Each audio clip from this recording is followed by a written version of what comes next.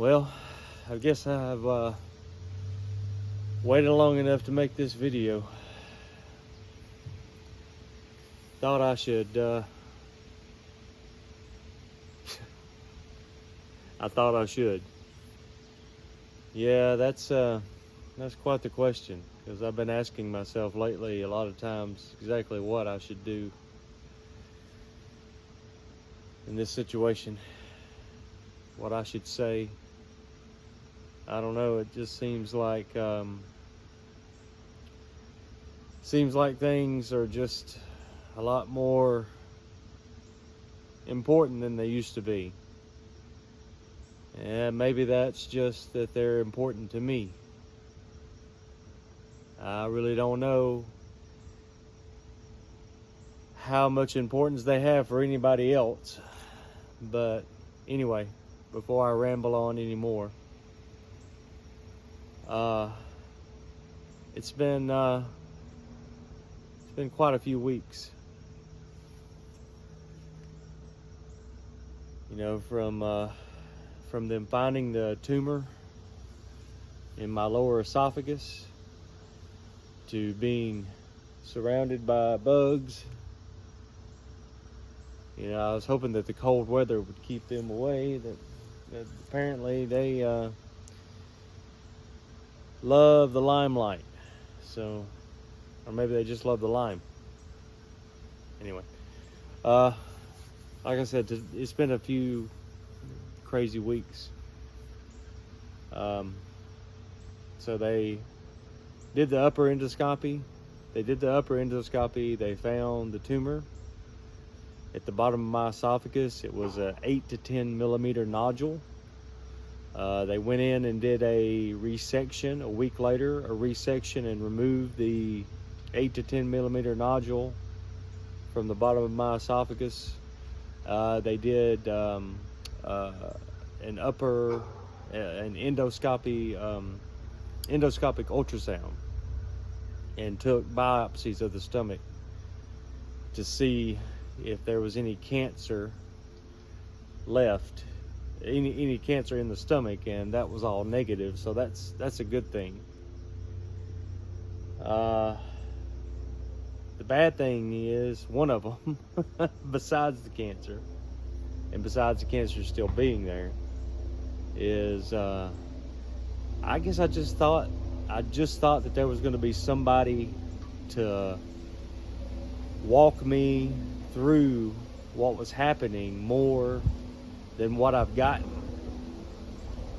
So many of my questions that I've given to doctors, just they haven't given me any answers for.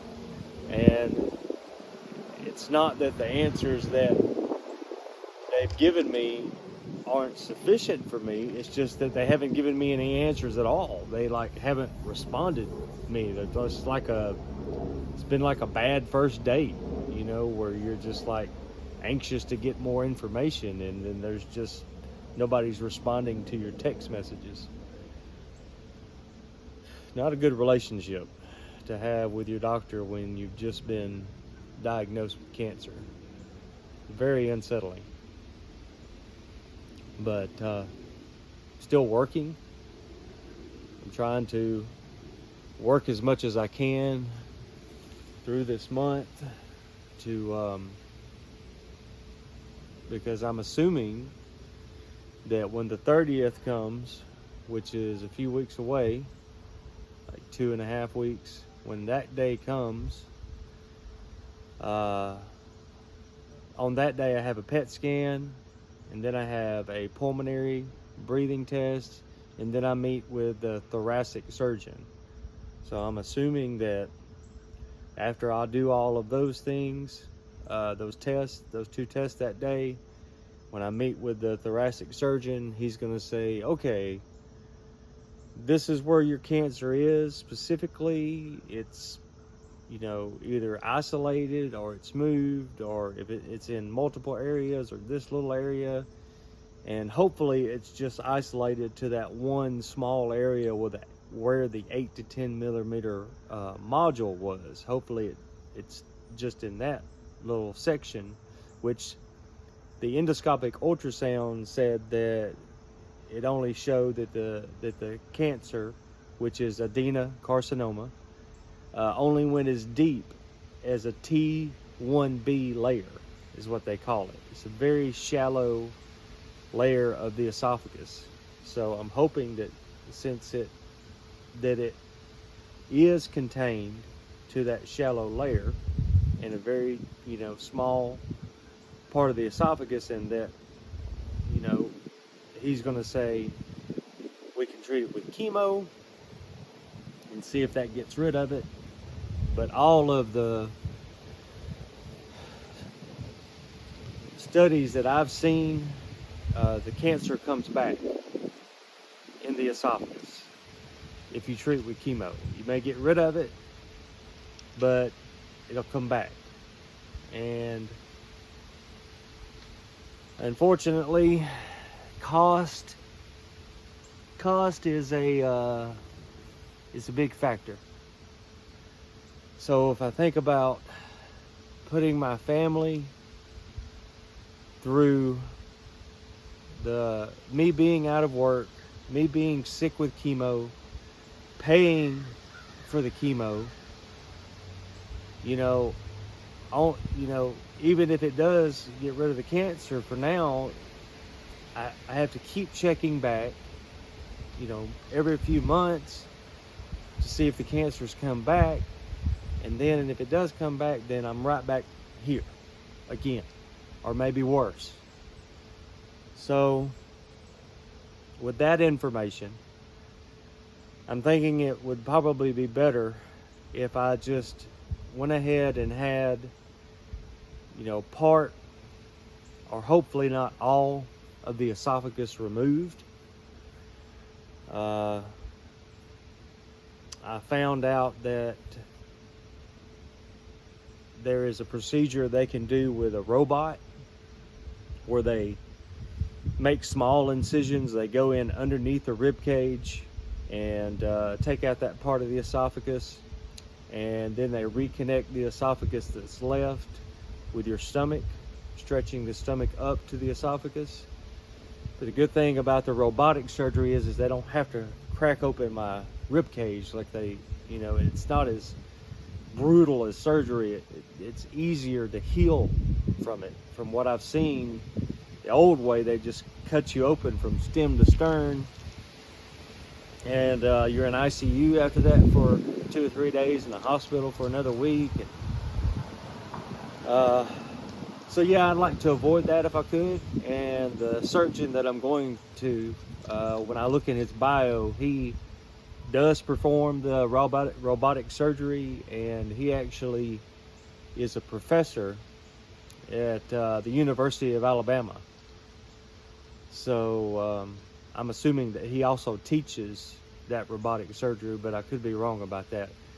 I could be wrong about absolutely everything. I'm just an average guy who's worked really hard his entire life, 46 years old, and just have a high school education, but I've managed to budget, work hard, meet a beautiful woman that I've been married to for almost 15 years now, have 2 amazing children.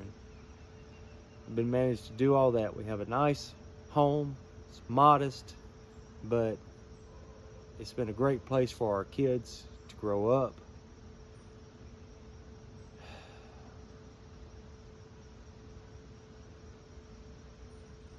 That's where I know. I promise I wouldn't get choked up.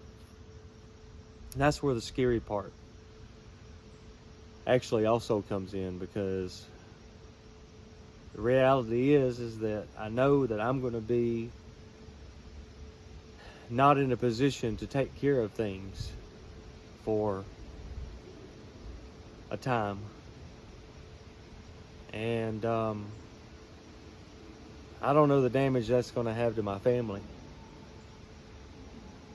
So when people ask me how I'm doing, really the thing isn't on my mind is not about surgery and how painful is everything's going to be, and how sick I'm going to be, and how long I'm going to live. It's how are my wife and my kids, how are they going to be? How are they going to get through this? What damage is it going to do to them? So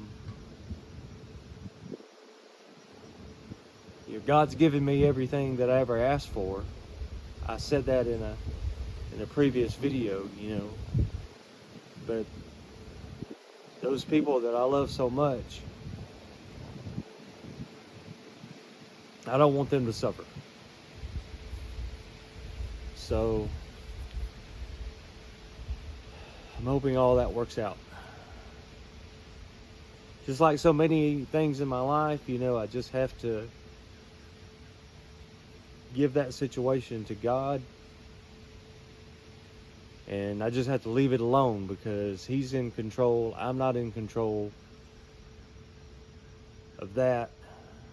I'm doing everything I can do. So I wish that our critical care policy would pay. I thought that would be like a no-brainer. I thought it would be just so simple. I thought, okay, well, I'll send them the pathology report and the form that the doctor filled out and the doctor's signature on the form, and they'll see that I have cancer now, and boom, they'll just write the check. No, that is not how it works at all. And ours is just a really small policy. So I can't imagine what it's like with people who have these $20 and $50 and $100,000 policies. I can't imagine what they must go through to try to get their claim settled. Another thing I'm putting in God's hands. So right now I'm trying to get everything in order. I'm trying to prepare for the worst and hope for the best. And just like my mom, I'm hoping I go for a PET scan and they don't even find anything. Really don't know what God's plan is through all of this, but I do know that He has one. So, but I think that's all for this video. I hope that it turned out okay. Don't really have a lot of experience with this, but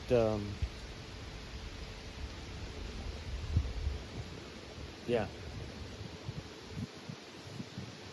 I guess that's it.